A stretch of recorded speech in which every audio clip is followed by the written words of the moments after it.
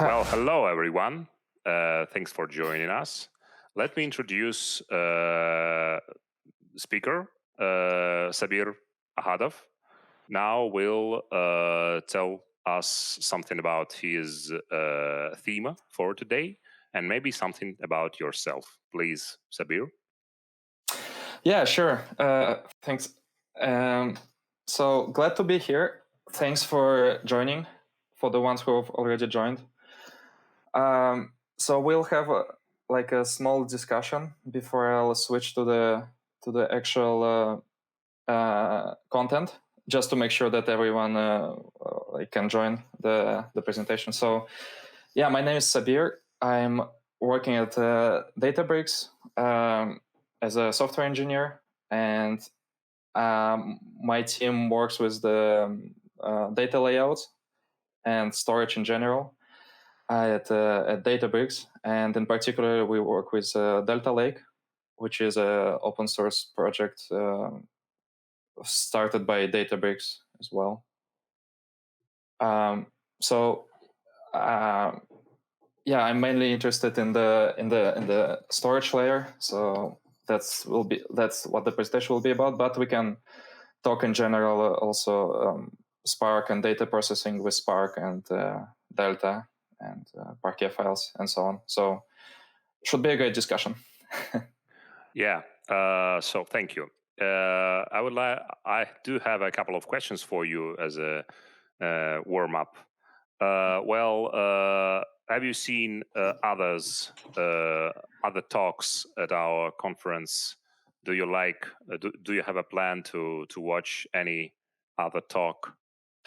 Yeah, I looked through our agenda, but because my talk was scheduled one of the first, I didn't actually invest much time there because I thought I can do it later. So yeah, I like just in time mentality. But Right. yeah, I've seen a couple of interesting talks, including one from Andy Pavlo about using machine learning to learn some configurations for your databases. So that's definitely something that's of interest for me. And otherwise, like I enjoy talks from Jacek Laskowski. So hopefully we'll be able to see that one as well.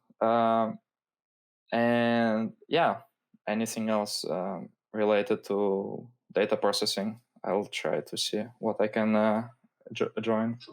Yeah. So maybe as a next question, I would like to ask you something about data storage, because we are now should be slowly moving to the actual content. Mm-hmm. And my question will be something like this. Historically, usually data storage layer for data analytics and big data, everybody thought that data storage layer might be immutable. But currently there are a lot of projects. One of those is a Delta Lake, which moving this concept from its origin and makes immutable mutable. What do you think? What is the origin of such request and such change? What have changed? Yeah, that's a great question. I don't think something has changed. It's more that it's kind of when a new thing comes up, like it wasn't a priority basically. So I think people would always profit from being able to update their data, but just this new big data thing came out, like MapReduce and Hadoop, and people said, well, just don't care about the storage, don't care about deleting your data or doing updates because they're super expensive. So here's the way to circumvent that. Here's the way not to do that. That was basically the tip. But I believe now it's possible to do with the newest research and techniques. So I think now finally it's possible to do. So basically, I think the need was always there, just maybe wasn't the priority, like compared to just being able to process this huge amounts of data. But now, like with these new technologies like Delta Lake or Apache Hudi or others that add these transactional layers on top of your cloud storage, that actually make these updates possible. So. Well, thanks for the answer. I think we now should go to the talk to the actual content. So, as you're ready. All right. Yeah. Great. Yeah. So let's move to the content. So I'll walk through the slides, and I have some code snippets to show you as well. So I'll switch between the two. And another thing is we'll be monitoring the chat. So if you have any questions, you can post them there, and Sergey will forward them to me like during the presentation if it's appropriate, and otherwise we'll have a discussion afterwards. So yeah, let's get on then. So I'll talk about the data layout optimizations with your Delta Lake, and about Delta Lake and data processing with cloud storage in general. So first, short introduction. So as I said, I'm coming from Databricks, which is a data processing company that was founded like almost 10 years ago by the original creators of Apache Spark. Now there are more than 2,000 employees all across the globe, with several engineering offices as well. So I joined in 2019 here in Amsterdam on the data layouts team. So we look at the data organization for the best read and write performance, particularly with Delta Lake. So to introduce the discussion first, I would like to talk about query execution in general. So at Databricks, we're using a custom fork of Spark, and mostly Delta Lake nowadays. But to make this simple, so I'll talk about combination of Spark with just a parquet table.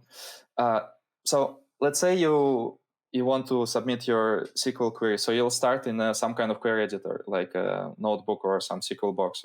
So you'll send your SQL query to a Spark cluster.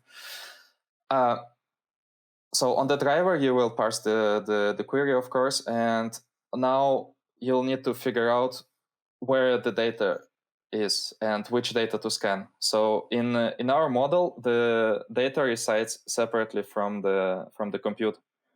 So in the first MapReduce frameworks or Hadoop, you had your file cluster, and then you ran the compute on the same cluster. So your data was collocated with your compute, which made it faster to access the data because the data was residing on your local disks, but had some other problems, like if you wanted to scale your cluster or like you always had to have your cluster running. So in our model, we separate your compute, so the Spark cluster, from the actual storage, which could be some cheap cloud storage like S3 on AWS, for example. So going back to this flow, so we're on the driver, we need to access the cloud storage to figure out which files to scan to process the query. So for that, we need to list all the Parquet files in your bucket, right? So this is the first step. Then after we have the list of all your Parquet files, you need to schedule tasks to scan those and process, right? So you basically tell each of your workers which files to scan, right? So then the workers go ahead and download these files to the cluster, to the local disks. Then process, do the computation, and send the results back to the driver, which go back to the user, right? Or they could be written into a database as well. All right. So this is this very simplified flow, and for this presentation, we'll focus on two steps in particular. So listing the parquet files, which might take some time, and doing a scanning, doing the scan and the actual computation on the cluster workers, right? So in our team, like when we think about data layouts, there are two major topics that we are thinking about. File sizes is the first one. So how large are your files? If you have files that are too small, you might have too large of an overhead, right? Fetching all those files to the worker machines. And the other one is data clustering. So you want data that belongs together to be close together as well. So you want to achieve the best data locality, right? So you can think like if you have a large data set, you at least want the data that comes from the same year to be in the same grouping, let's say. So then when I want to select or scan the data from this year, for example, I can find it very easily. It's like in the same grouping, right? So you see right away that there is a conflict here because we don't want the files that are too small, right? But so the ideal case would be like to have one file, let's say, for your whole data set, right? Then your IO overhead is very small, right? But then you can't do any skipping because, well, you can skip just one file. You either read the one file or you don't. So why should you care, right? If we look at the per file overhead, if you're just issuing a fetch request to the S3 cloud storage, residing in the same data center even, it could incur like from 40 to 100 milliseconds latency, right?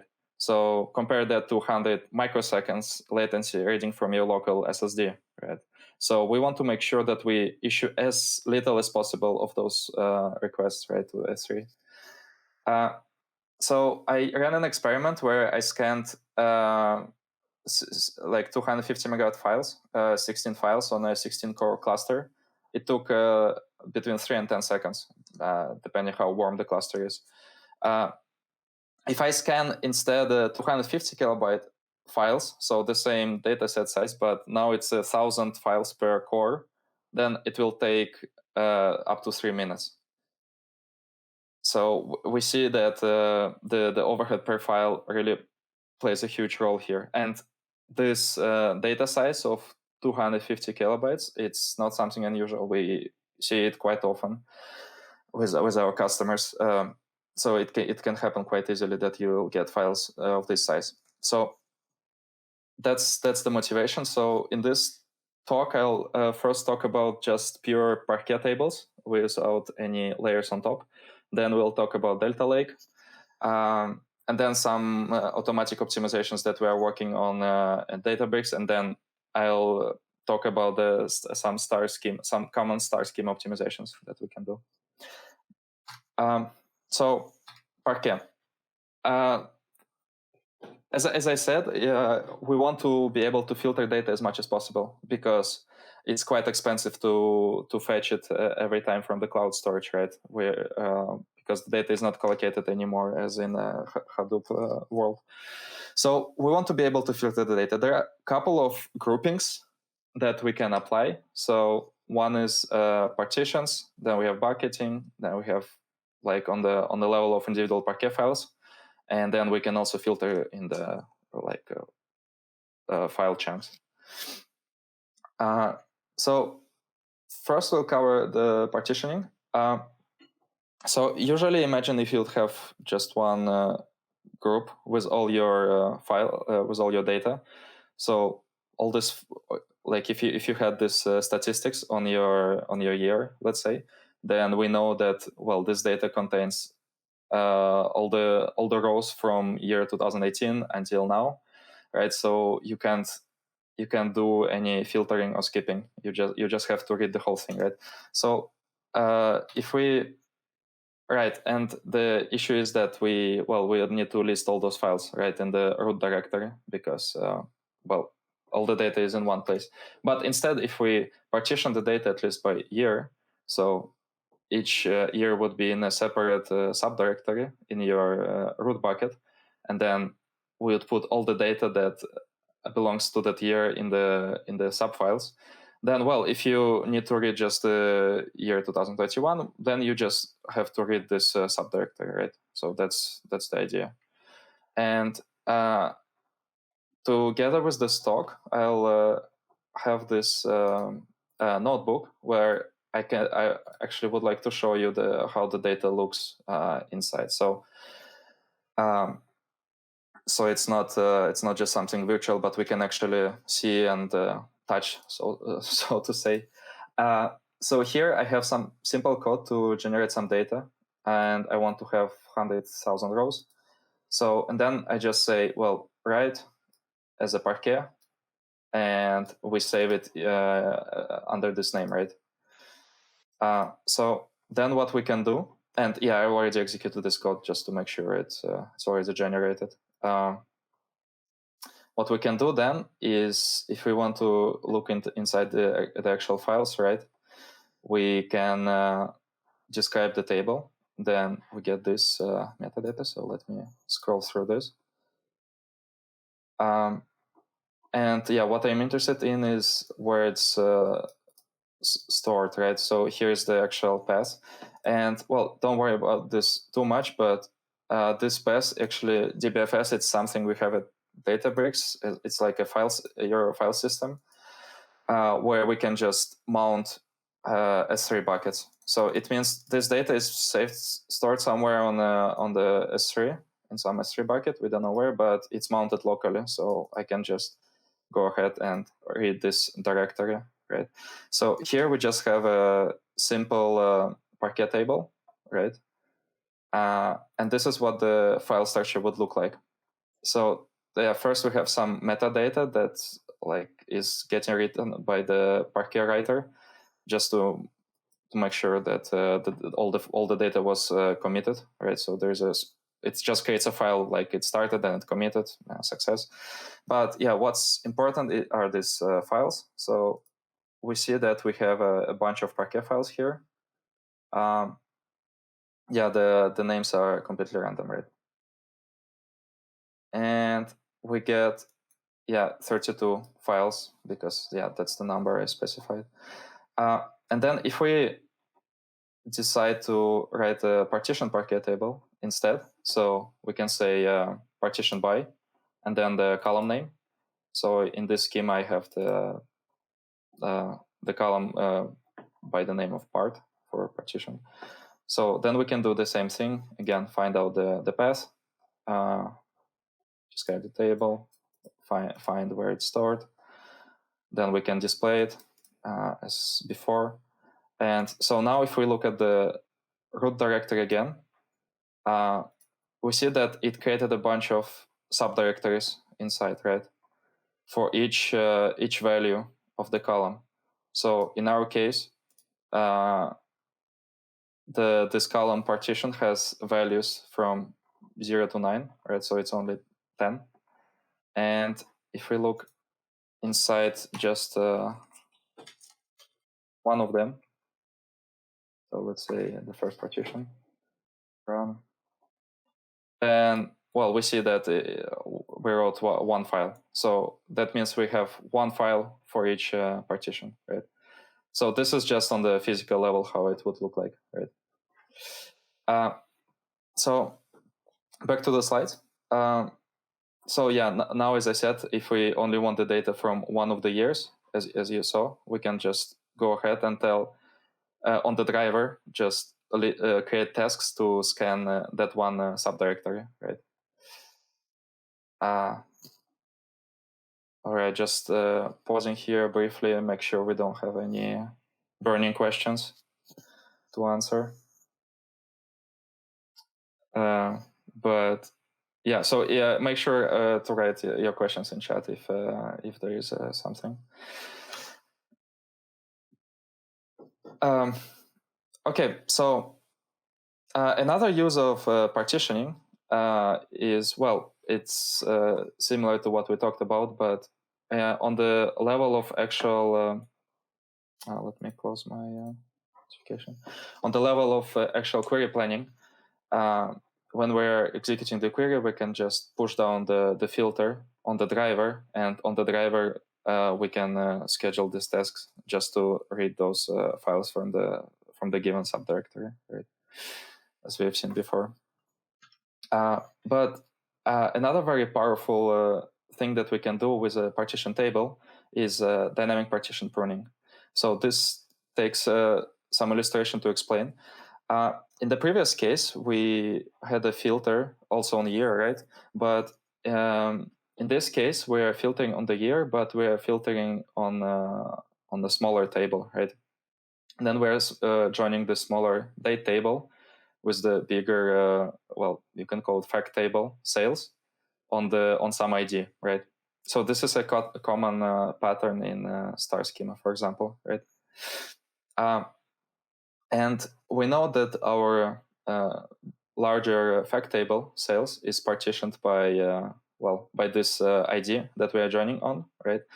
And somehow we would like to make use of this filter in here, right? But we can't do it directly because this table doesn't even have this column year, right? It's on this. It's defined only for this dimension table. So it seems like we can't do it directly, right? Because we don't know which date IDs apply to this year. But what we can do is, well, first we find out which date IDs correspond to this year, right? So we can do the actual scan, but we can keep just this column because that's the one we're interested in. So we can project all the others, all the other columns away, and then we can broadcast this column to your driver machine, right? And use it to prune the partitions, right? So now we know that we should only be reading these IDs from your table anyways. So it doesn't make sense to scan the whole table, but we only scan these partitions. And this is done again, this is important to understand, it's done on the driver level. So even before issuing any tasks to your Spark workers. So this is very powerful. But partitioning comes with some disadvantages as well. So as you have seen, when we create a partition table, it creates one subdirectory for each value of your column, of your partition column. So if you have a value with millions of values, it will create millions subdirectories with maybe one file inside. So that's not very efficient. You'll end up with many small files, right? Another issue with partitioning is it can suffer from data skew. So for example, if one of the years contains 99% of the data, then you wouldn't skip a lot just by if you would have to read from that year, right? And yeah, the opposite issue is under partitioning. If your column has very little unique values, then you may end up with just a couple partitions with very large files. So that's also not great.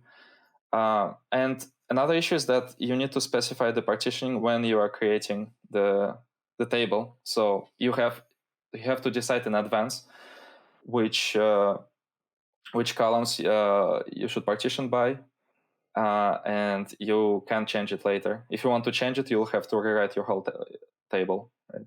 Which is quite slow. So another thing you can do is apply bucketing instead of partitioning.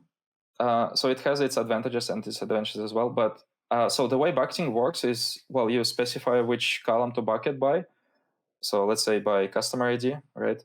And then what you usually do, you calculate some hash function of this customer ID and just apply modulo on the number of buckets that you want to have in the end, right? So in this case, we want 4 buckets. That's what we'll get, right?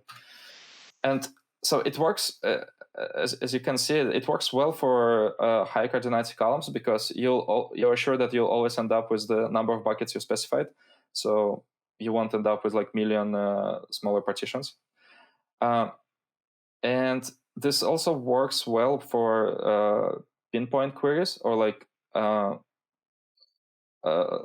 if you're looking just for one value, let's say, it's quite easy because, well, you just plug this into this formula, right? And you know exactly in which bucket to look for. Another advantage of having bucketing is that you can calculate this bucketed join, so you don't need to shuffle your data. So basically, you can collocate your buckets on the same worker machines, let's say, and then you can calculate the bucket locally. So this is similar to how you would do it in like on a Hadoop cluster, where you would partition your data already before, so then all your joins would be faster. But the issue with this is that you need to make sure that yeah, I had a problem with animation there. You need to make sure that both of your bucket partitions would fit into one executor. Otherwise, wouldn't work. So that brings me to the disadvantages of bucketing, is that you need to decide in advance again how many buckets you need. And if you decide wrong, then, well, you may end up with too many buckets or too many very small buckets. So then you have very small files, or too little buckets, and then your files are too large again, so your skipping isn't very efficient and you can't do the bucketed join. You may have some data skew as well if some of the values in your bucket are just have like 90% of the data again. And also bucketing doesn't really help you with range scans. So for example, if we are looking for customer IDs which are all smaller than some number, then the bucketing wouldn't help us because, well, they are not local, these IDs, right? So we'll have to scan all the data anyways. So let's look how it looks like in the actual physical layout. So this is the code. We want to let me close this notification. I just updated to Big Sur, so it's trying to teach me something, I guess. But yeah, so this is how we would bucket a table, right? So again, we're generating some data here, and then we just say bucket by the column and the number of buckets that we want to have, right? And then we can also ask it to sort the data by a different column inside the bucket, right? So this is quite powerful. So you have like two levels of locality in this case. First on the bucket level, and then inside of the bucket also on some other column or columns. So let's look inside the table itself. So here again, we can describe the table and find out where it's stored, right? So here we're displaying the root directory again, right? So the table is just called bucketed. So again, we have some transactional information here, but then most importantly, we have the files, right? So we can see there are 5 files written because that's how many buckets we have, right? And the way the Spark engine knows or which bucket it is it can just read it directly in the file name. So this last 5 digits here after the underscore tell you the number of the bucket, right? So we have 5 of them here. So that's how later on the driver side we can decide which files to read, right? Just by looking at this bucket ID. Вы выводите в PTS-ку, у меня вопрос. There is a question coming. Let's hear it. Sabir, thanks for the talk. We have a question, and I think it's highly related to the thing you are describing right now. So the question is, so bucket is just partition with hash. I think we should. That's correct. Yeah. So yeah, thank you. Let's move on. Okay, that was the whole question. Yeah. Sorry. No, sorry. We also, I think we have a time for a second question, and the second question is, it's kind of another dimension of partitioning. It's not the question I mistaken by the form of commentary. So yeah, please ask more questions in our Telegram chat, and Sabir, please continue. All right, yeah. Yeah. So yeah, that's a good question. So it is like hash partitioning.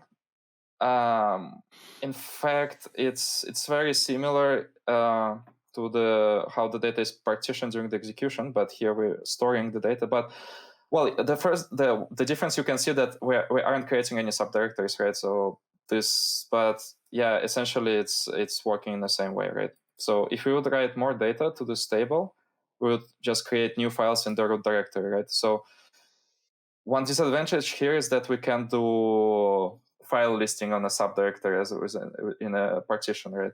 So, and file listing is quite expensive on S3. So, yeah, partitioning is then better than bucketing in this case. So, yeah, that's one of the differences. All right, so let me get back to the slides. All right, so we talked about partitioning, and bucketing, which is like grouping files, and then you can skip this whole groups. Now let's look at skipping on the file level. What we can do, we can examine parquet files or parts of them. They're called footers. Excuse me. And then you can decide if the file could contain some values or not, right? So let's talk about how a parquet file is organized in general. So every parquet file has a footer which contains some metadata about the row groups and well, the file itself, like a file size and so on, right? And what's very important to us is this min-max stats for each row group, right? And then each row group is also subdivided in column chunks, and then these column chunks are broken further into smaller pages, and the pages also have some stats on them, right? So if we look at this row group metadata, the stats, so what we do for each column, we store its min and max values, right? So if we had a column X, and then we could say that, well, the first row group contains values from 0 to 9, second from 3 to 7, and so on, right? So if we had a query like this, what we could do is go ahead and read this parquet footer, read this metadata on the row groups, and then only select those row groups which may contain the predicate that we're looking at, right? So in this case, we know that X larger than 5, we have to look here, right? So the one issue that you can think about, like when you read this, is like, well, but we still have to read the file, right? Like we have to read the file in order to skip it. So that's not ideal because again, on the driver, we have to schedule Spark tasks on the workers to read those files, to read those footers. And then the workers might do that and then find out that, well, I don't actually have to read the file. I can just skip it. And then your tasks are empty. And then half of your cluster maybe is not doing anything. And then the other is struggling. So that's where the delta tables come into play, at least, well, for our discussion here. If we look back at this execution that I've shown before, right? So there was the step where we are listing files from the bucket, right? So this takes some time, right? On the S3, if you want to list a lot of files in one bucket, like not if let's say if your table is not partitioned, then it can take a very long time, right? And what we can do instead is, what if we stored this list of files somewhere else, right? And so what people usually do, they store it in a separate database, right? So every time you would add a file to your bucket, you would also update this database, right? So with Delta Table, you don't use a database. You also use the same cloud storage that they're using for your data already, and you just store this list of files in a separate file, right? So you just go ahead, you read that file, you discover all the files that you would need to scan, and then you create the tasks, right? So if we look inside the Delta table, so we have our data as before, right?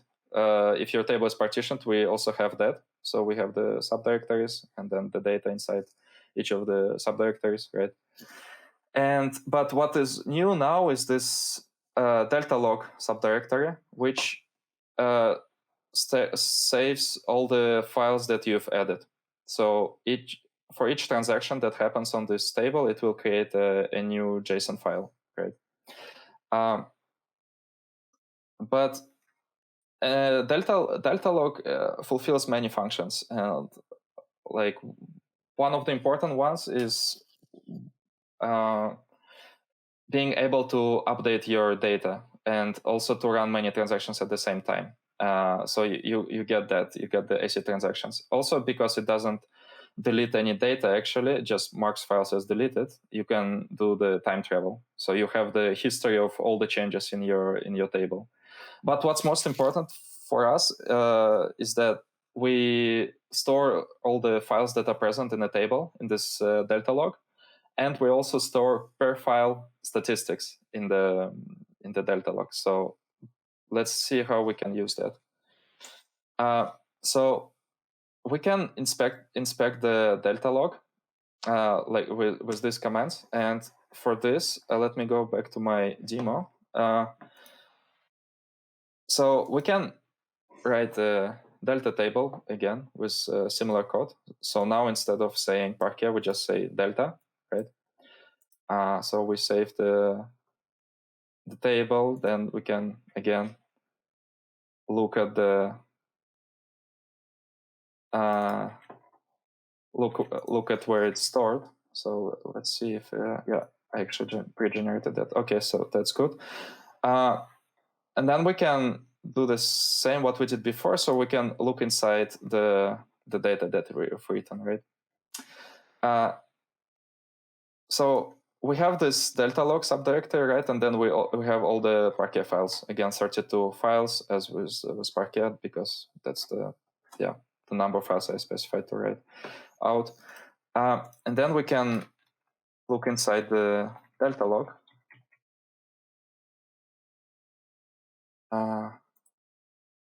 So here we see a bunch of metadata files, but most important are these JSON files, right? Which contain all the information about the commits that we did to the table. So in this case, it was just 1 or 2 commits. Yeah, seems like that there have been 2 commits to this data, right? So now what we can do, there is a helper methods to actually inspect the delta log more in detail. So I wrote some code here to get all the files from your delta log, and here we can see the schema, right, of your data. So we have 32 files, right? So here, oh, I'm sorry for scrolling too fast there. So we have 32 files, right? So here we are showing all the metadata for those. So we have the file name or file path from your root directory, right? So this is one of the files we have seen, well, here, right, in the root. Oop, that's the wrong path. Doesn't exist. So it must be one of these files. Right. If our table would be partitioned, then we would also store that information. We have the file size. So in our case, it's quite tiny. It's 42 kilobytes. So then we have some optional tags that we don't care about right now. But then we also have the stats field, which is, as you see, it's some JSON data, right? So let's try to parse this for a second. So we are storing the number of records in this file. So that's important to know for the query optimizations, right? And then we store the min values for all your columns, right? And also the max values. So for each column, so we have a column key, column value, partition, and one more column name. And we store the min and max, right, for each of those. So now on the driver side, when we're planning our query, what we can do, we just go ahead, read this delta log, get the list of the files, right, on the driver. And then we know, okay, if we are looking for all the values of key, which are 0, let's say, we can just look at the statistics and figure out which files to scan, which not to scan. So in this case, we'll just scan the first file. So that means we'll just create one task or several tasks to read this one file, right? Because we know from the stats that that's the only file that we care about. So this is quite powerful and quite simple as well. So here's some explanation also on the slides. Okay, so that's we covered how file skipping would work. But what's important for file skipping is that this min-max stats on the column values have to be clustered, right? You don't want that each of your files contains all the values, or may contain the whole range of files, because then of your data, sorry, because then you can't do any skipping, right? So how can we improve the data layout for that, right? So one thing again, what we talked about before is the file size, right? So you don't want files that are too small, because then you have like huge IO overhead per file. And also what's important with delta table is that if you have too many files, you have also a lot of metadata, right, about those files. So this list of files that we've seen before, this delta log, also becomes huge. So just to read your delta log might take a couple of seconds if it's really big. So your metadata kind of becomes big data as well at that point. So it's important to keep number of files smaller, let's say. So if you have files that are too large, then well, you cannot skip files that easily, right? You would have to overread a lot of data possibly. Well, you can still skip on the footer level, right, as we've seen before, but that means you still have to schedule those tasks on the workers and then skip the files on the workers instead. And another issue with large files is that your updates become very slow as well, because the way an update works in Delta Lake or in a lot of these big data storage systems is that you can't update data in place, let's say your parquet files. So what you do, you delete the old file and you write out a new file with updated data, right? But if you have a large file, you would have to rewrite a lot of data, right? So we found in our benchmarks that any size between 32 and 128 megabytes for files works the best. And then you might want to have even larger files for very large tables, because otherwise your delta log becomes unmanageable. So one thing you can do with open source Delta is you can rewrite your table to have a smaller number of files. So here you can just say read my table, right on under this path, repartition in the desired number of files, and then write it out and overwrite in the same location, right? So what it would do, it would mark all the original files as deleted, and the original small files, right, and then write out the large file.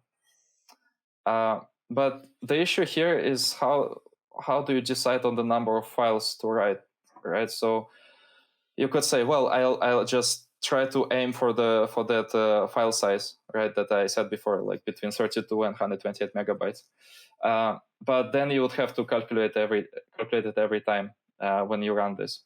And maybe it's not really optimal, like depending, like if you run a lot of updates on this table, maybe even smaller files would be better. So it's hard to decide. And another issue is that you're rewriting the whole table, right? So if some of your files are already large enough, so they already have low IO overhead, you don't want to rewrite them. But with this command, you would still have to read the whole table, shuffle it around, and write out in the files, right? So well, you can also run this command on the partition level, so you would only have this overhead per partition on a like partition size, which is better but still not ideal. So at Databricks we developed this optimize command, which well, that does very similar thing as this previous code, but it actually looks at file sizes and only compacts files that are too small, right? So in this case, it would leave this file that's already large enough as it is, and just compact all the other data, right? And then it automatically produces like good file sizes, right? Just calculating this on the fly. And this command should also be open sourced soon, I think. So it should be available there as well in the open source Delta. So that's for the file sizes. Now, if you think about data clustering, so again, we want the data that belongs together to be close together or local to like partitions, buckets, or files. There are all these different levels, or row groups even, if we look at the parquet file level. So one way to introduce some locality in your data is to sort, right? So let's say we just sort by one of the columns, then all the data that's for one of the columns is close by, right? So if we look at the min and max stats on the column X, for example, in this case, we know that, well, the first file contains all the values from 1 to 4, and the second file contains all the values from 5 to 7, right? And so if we would, again, filter just by this column, then, well, we know where that the first file doesn't contain any values of 5 because it's not in the stats, so we can just select the other file, right? So that's sorting on one dimension. And yeah, if we have a conjunction predicate where we are looking at 2 dimensions, right? So then we can sort our data by 2 columns, right? So in this case, we want to first sort by X and then we sort by Y. So it's an example of like major minor sorting, right? So we sort first by one column and then inside the same group for that column, we sort by the second column, right? So this works well for this kind of predicates where we're filtering always by the major and then maybe by the minor, right? But if we only want to filter by the minor column, then the sorting doesn't really help us because the values for the minor column might still be spread out between the files. So just looking for either just filtering on this column or having a disjunction as a predicate wouldn't help us. The sorting by 2 dimension wouldn't help us because we would still have to probably scan all the data. So it seems like when we are sorting by this major and minor columns, we are giving a preference to the first column. We're always giving a preference to the first column, right? And this works also similarly with partitioning, right? If you're partitioned by 2 columns, we always partition first by 1 column and then by the second column. So if you would filter by the second column, you again would probably have to scan all your partitions. So what we could try to do is we try to sort by both columns at the same time. So we want the values that are close in let's say in the value space of both columns also be close by in the files, right? So in the end, our data might not be sorted perfectly, right? By each column, so we might lose that locality on each column, but at least we get better locality on both columns at the same time. So to illustrate how, and this is the code we would use. So it's called optimize the order by, and then you specify the columns that you want to have. So, and I'll try to explain how it works with this illustration. So usually, what you try to do when you are sorting by 2 dimensions, let's say, is that you're let me explain this view first. So here we have 2 files, right? Again, and if we map this two files to this 2D map, then we can think of each of these rectangles as one file, right? So we are kind of storing these values. We're trying to map this 2D space onto one-dimensional direction of rows, right? So we're going from this row to this, to this, to this, right? But here we have a two-dimensional space, right? So I hope that makes sense. So we map these first values, right, to these points. So if we have this linear order or like sorting, then it will look like this, right? So we are storing this file in or like this value sorted by this column like this. So like x is increasing, or like the y is increasing, x stays the same, right? Then one step of y, then x is increasing. So if we would have to like run this this query on this data, then these are the files that we would need to scan, right? That would like if we look at their min max values again. So it's quite a lot of unnecessary data that we're reading, right? Because so all the points in red for sure don't satisfy our predicate, but because we don't have like the data in this direction is sorted, so it's very efficient, right? We get hit every time when we're filtering by x, but the y on the y-axis we have to overscan overread all this data, right? So instead, what we can try to do, instead of going linearly like this, we kind of break down the files. So again, each square is a separate file. So we break down the data following. So we try to keep the rows which are close by in let's say in this space, in this 2D space, also close by in this 1D space, right? And so for this, what we have to do is basically for each row here, we calculate its place on this 2D map, and then that's how we break it into files, right? So instead of like putting all the rows where the axis equals 1, we put one row x equals 1 here, and then the second one, but then we make a jump here already, right? So instead of making this long jump here, we do it here, right? So this gives us much better locality. So if we again do the same scan, we have less red points that we like kind of overreading the data, right? Because the locality is just much better in both of these columns, right? X and Y.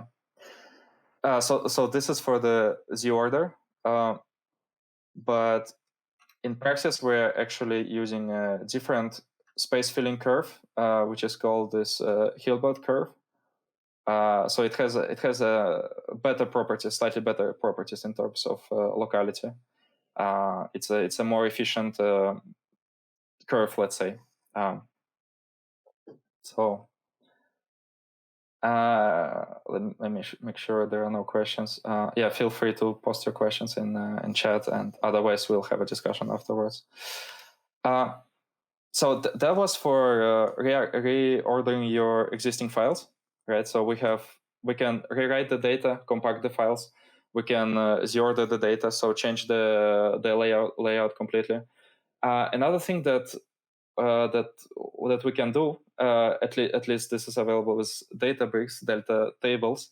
You can create this auxiliary data structures called Bloom filters, which creates a Bloom filter for each of your files. So a Bloom filter can tell you if some value is in this file, or might be in this file, or it's not, right? And the way it works, you can imagine it's like a bitmap. So we can say that for this Bloom filter, we allocate 5 bits because, well, we want to be space efficient, right? So what we will do then, when we add a value to this Bloom filter or to the file, let's say, we can update the Bloom filter just by flipping the bit there, yeah? So we calculate one modulo number of bits that we allocated, so 5, then we flip that bit. Then we continue adding, so we add 3, we add 7, so 7 modulo 5, 2, so we flip that bit. So once we have the bitmap complete, right, then we can query the filter for different values. So, for example, we query is 1 in the meat map. The answer is maybe, but because this bit is flipped, right? If the question is 0 in the bitmap, we can say no for sure because it wasn't added, so we didn't flip this bit. But if we ask, okay, is 2 in the bitmap, then yeah, we answer again maybe because, well, the bit is flipped here as well, but in this case it's a false positive, right? Because we didn't actually add 2 to the bitmap, right? So this works well for like looking for like equals predicate, right? Because yeah, we can skip whole files, and you can also change the size of your bitmap, so to say, by asking for a different for maybe a less false positive rate, right? Because if your bitmap is too small, then it might all be ones, and then you don't get any skipping as well. So that's also possible. So in general, data layouts, like controlling these things, it's quite hard because there are some parameters to change, like these file sizes that we talked before. You need to run these compactions from time to time. Your workloads might change, so maybe you ordered your table, but maybe you're running some different predicates now, or you have different columns that you're adding. So also you might introduce queue there again, like with partitioning and bucketing, as we've seen. So what we are trying to do is to automate these steps to take away the load from the database administrators of doing this, or whoever is doing those things nowadays, probably data engineers as well. So one of those things is to run this compaction job automatically after each commit. Let's say, so after a new data is added to your table, what we can just run like a mini optimized job. So it wouldn't take too much time, but the question is always like how much time is too much. So yeah, and also predicting time in a distributed system is quite hard.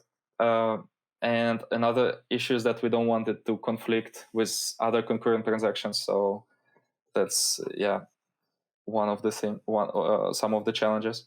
Another thing is, if we have partition tables, what happens quite often is that we are writing a lot of small files, right? On each of your executors, what happens basically, the driver allocates it a chunk of work, right? And then the executor processes it and writes out the partition, like the files directly to their partitions, right? To their subdirectories. So this might create a lot of files, right? Because each executor might create n files, right? So instead, what we can do is introduce these reduce phases in between, where we buffer all the data for each partition, right? And then we just write out one file per partition, right? Or several files per partition if there is a lot of data, right? So this kind of helps us to create well-sized files already in advance, right? So this is already available. Another thing we introduced recently is trying to preserve the original data clustering. So if you have some time series data where the data is maybe already ordered by time, so maybe you have some event log, and then you are always querying for maybe last day of your event logs in some dashboards. So you would always filter by the time, let's say. Then it might be important. It might be beneficial to keep this clustering, let's say. So when we're ingesting new data into a Delta table, we need to make sure that we kind of preserve those files as they are, like in the same order, and that we don't shuffle and mix the data. So one challenge is then if we want to compact some files, right? So we take several small files and write them in one. we need to make sure that we don't compact files that are too far apart in this ingestion time dimension, let's say, because then what would end up happening is that the bin max ranges on those files would be kind of useless, because they would contain the whole range of data. Even though they may only contain like data from 2 months, the range would show that they contain data from like 6 months or something. And like one difficulty is that if we happen to have like 2 small files, but in between, in this insertion time or like ingestion time dimension, we have one large file that's like we shouldn't touch it, right?